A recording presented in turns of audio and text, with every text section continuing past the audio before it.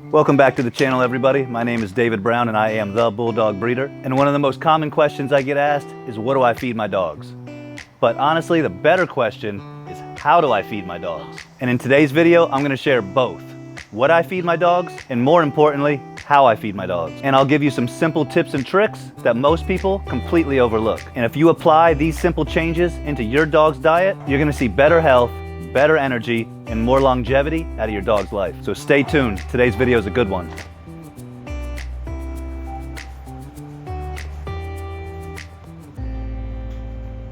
So I only feed my dogs once a day.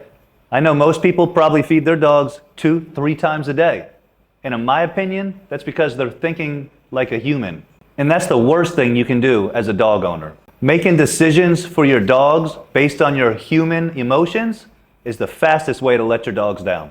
Dogs do not need to eat every 4 to 8 hours, and they don't need treats all day long. Now, if you want to sit around and eat Little Debbie snacks all day, now that's your decision. But don't pass those same bad habits on to your dog. And that's why I stick to one solid feeding a day. And I personally like to do that feeding at the nighttime. I don't like to feed the dogs right in the morning. I try to take a psychological approach to it. And I feel like if you reward the dogs right away, they're gonna act how they want, but maybe they might act a little bit better if they know they need to be a good dog and get that bowl of food at the end of the day. I might be crazy with it, but that's just the way I think. Also, it makes sure that the dogs aren't gonna do nothing but rest after they eat, which is, you never wanna have your dogs active right after you feed them, and I'll tell you why later on in this video. So feeding your dog just once a day creates a window of intermittent fasting. And there's multiple health benefits that come from this. First, it gives the stomach a time to rest instead of being stretched out and overworked all day long. The stomach pretty much has 2 modes, digest and detox. And if you have the stomach stuck in digestion mode all day long, it never gets a chance to detox and clean the system out. Now, when you start the intermittent fasting, you may notice that your dog could possibly throw up bile. And you're gonna automatically assume, oh my God, I'm doing something wrong. When what you should do is realize you're doing everything right and exactly what I'm telling you is happening right before your eyes. That is your dog cleaning out its system. That is your dog detoxifying its system, getting all that stuff out of your dog. It's perfectly okay to purge out bile. This is proof you're doing the right thing. Next, it can reduce bloat. Bloat is when the stomach is filled up with food or gases and then it twists over on itself and it's life-threatening.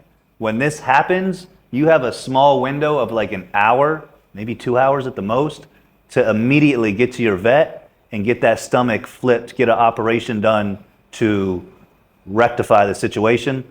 Otherwise, your dog's gonna die. A rested, toned stomach is much less likely to twist. And this is what I was talking about earlier, and one of the reasons why I feed my dogs at the end of the day. Because you never wanna feed your dog and then take it on a walk. Feed your dog and then let them out to play. That is the worst thing you can do on a full stomach because it will lead to this bloat. The intermittent fasting is gonna lead to less gut inflammation, improved digestion, and give you firmer stools, meaning less upset stomach. And it also helps keep their weight in check. Dogs are not grazing animals that are supposed to be eating all day. Dogs are supposed to feast and then rest. This is the natural cycle that dogs have evolved from. So that's what I stick to. And that's what leads to a healthier dog. My next tip is so obvious, but often overlooked. I call it activating your kibble. I never feed dry kibble. I always activate it by adding water, moisture to the kibble first. Most faucets are gonna have this sprinkler setting here, and you're just gonna hold the food under it for a few seconds, getting that moisture back into the food. Now, just like with the intermittent fasting, activating the kibble has many health benefits to it. First of all, it just makes it way more appealing to the dog.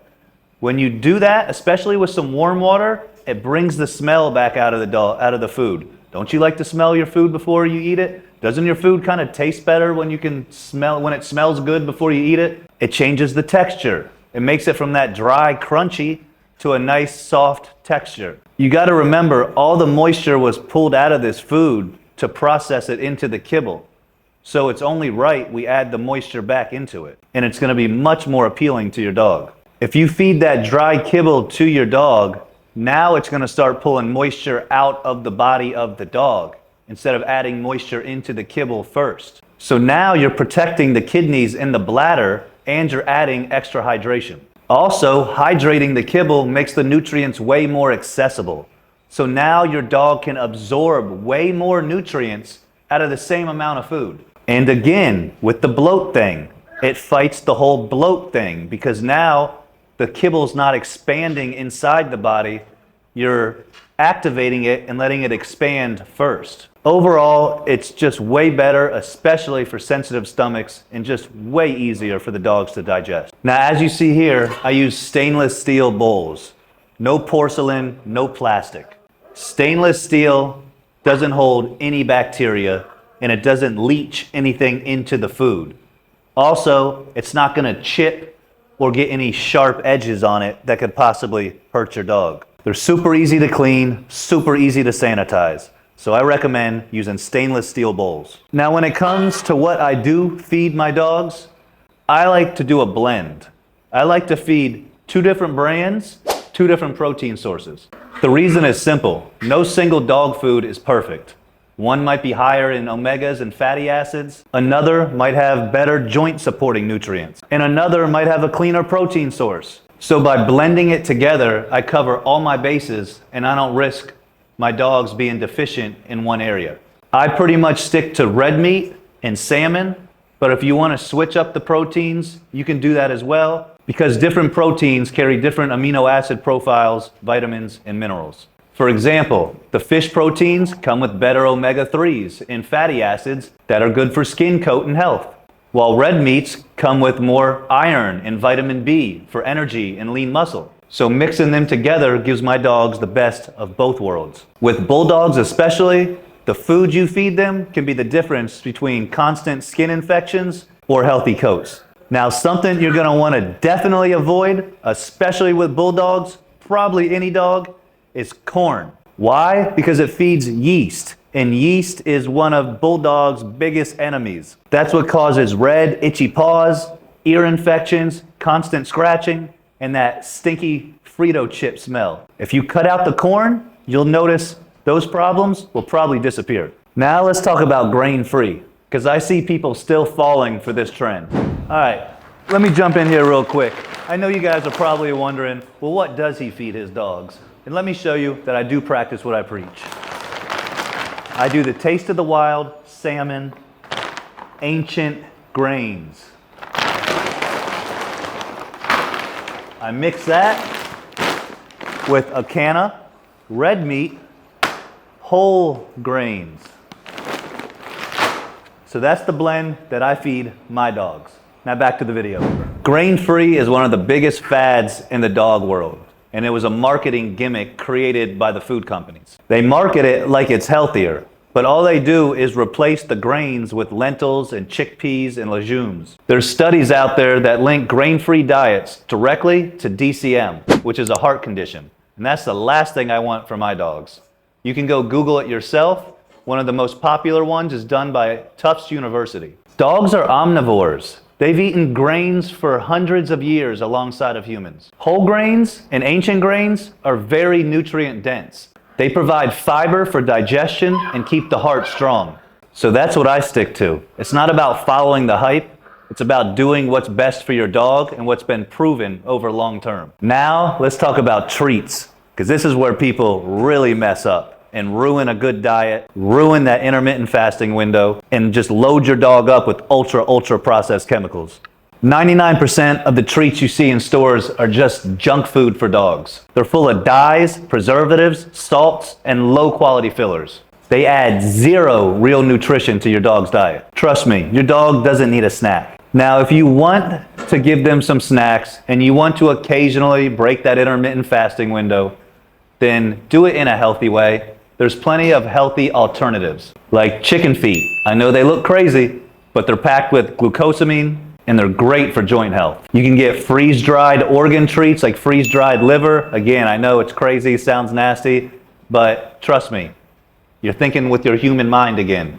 That dog is gonna love them freeze-dried liver over some bacon, fake bacon strips. Come on now. Another good one is raw marrow bones. Raw bones that just have some marrow and a little bit of meat left on it still. Great treat. It's gonna give your dog some good protein, and the bone can help clean your dog's teeth. All kinds of benefits from a bone instead of all these negative effects from these processed treats. And my personal favorite, my go-to snack for dogs is just some frozen blueberries. Of course, like I always preach, organic. I don't know how fruits and vegetables that aren't organic are even allowed to be sold. It's just crazy with all the pesticides and chemicals that are sprayed on it. So make sure you got organic, but just some frozen blueberries, keep them in the freezer, and it's a quick go-to snack that's full of antioxidants that will help your dog thrive and not poison your dog with all those added dyes and artificial flavors and preservatives. So keep it natural, keep it occasional, and let treats be a bonus and not a health risk for your dog. Now here's a bonus tip for you. If you didn't already know, eggs are nature's multivitamin. There's everything inside an egg to create life. Every vitamin and mineral you could possibly think of and need for life is in an egg. So you can always crack a raw egg on top of your dog's food, or you can cook eggs for your dog. That is always a great option. But in case you don't feed your dogs eggs, but you do eat eggs, like I do every morning, you can save those eggshells. Take those eggshells and grind them up into a powder, and now you have a great supplement for your dogs. I sprinkle this right on top of my dog's food. Calcium is a mineral that a lot of kibbles do lack, and it's great for bone strength, and it's great for nursing mothers. The eggshell membrane is loaded with glucosamine and collagen, which is great for joint health and cartilage. And Bulldogs and Cane Corsos are two breeds that are more prone to orthopedic issues. So being able to add glucosamine and collagen to their diet is a big plus. Now, I've been vocal in the past about straight, simple, raw diets not being where it's at for dogs, that dogs need more than just raw meat, and they do. And that's why I'm starting my Corsos on a well-balanced raw diet. I'm in the process of transitioning them right now, and look forward in the future where I'm gonna do a full video documenting the transition onto the raw diet and all the benefits that come from a well-balanced raw diet. So make sure you're subscribed to the channel. When I say well-balanced, I mean not just meat, but organs, bones, and all the nutrients that dogs need to thrive. Not just throwing some ground beef or chicken in a bowl. With the raw meat diet, you strip out all the fillers. So it's way more nutrient dense. It's natural minerals. So you're gonna build a lot cleaner muscle, strong bones, and promote long-term health, because you will get more longevity out of your dog with a raw, real food diet other than a diet that's full of fillers. That's just a fact. Also, dogs on a proper, balanced, raw diet are gonna have cleaner teeth, shinier coats, and smaller and less stinky stools. So again, make sure you're subscribed, because you're gonna wanna catch that video in the future where I go more into detail about the well-balanced raw diet and the exact blend that I use. And everything I've been talking about today, the feeding, the attention to detail, the focus on long-term health, that's what goes into all my puppies here at Big Bone Bulldogs. And I've got some really exciting breedings coming up. I've got some Frenchie breedings, fluffy Frenchie breedings, mini and micro English Bulldog breedings coming up, and I still have a few Cane Corso puppies available. So if you're looking for quality and not a bargain bin puppy from an amateur breeder, then now's the time to reach out. And if you're making a decision on a new dog or a new puppy with a low budget in mind, it's a decision you're gonna have to live with for a lifetime. And it might not be that long of a lifetime if you make the wrong decision. So if you really value your future companion, you're gonna wanna purchase a well-bred puppy from a responsible breeding program and a reputable breeder who knows what they're talking about. So go ahead, click the link down in the description, bigbonebulldogs.com, fill out a puppy application, and reserve your spot on our waiting list, because the spots are filling up fast. And don't forget, the Cane Corso puppy giveaway is still live. That's right, I'm giving away a female Cane Corso puppy to a family that's been following the channel. Now here are the requirements. you must be subscribed to the channel. You must be a family that has children. And you must have the right environment and commitment for this dog. I gotta know that you're gonna make sure this puppy continues to thrive. And also, you gotta be able to pick up the puppy yourself here in person at the Bulldog Farm. We're in Central Florida, located about an hour outside of Orlando. You're gonna go ahead and send an email to bigbonebulldoggs@gmail.com, and you're gonna title it Cane Corso Puppy Giveaway. And in that email, just let me know why you think I should choose you and your family for one of these Corso puppies. The Cane Corso is the #1 family guardian dog. They bond so amazing with children, and I have no children of my own, so this is my way of giving back. So that's exactly how I feed my dogs. It's not about doing what's easy, it's not about doing what's trendy, but it's about making the right decisions for your dog and not thinking like a human. So I hope you guys got value out of today's video. If you did, go ahead and smash that like button for me. Make sure you subscribe to the channel because I got a lot of returning viewers that aren't yet subscribers. So please, take a second for me, go ahead, smash that subscribe button, turn on your alert notifications, and be here next Monday at 7 p.m. because we do weekly uploads on this channel every Monday at 7 p.m. So I'll see you next week.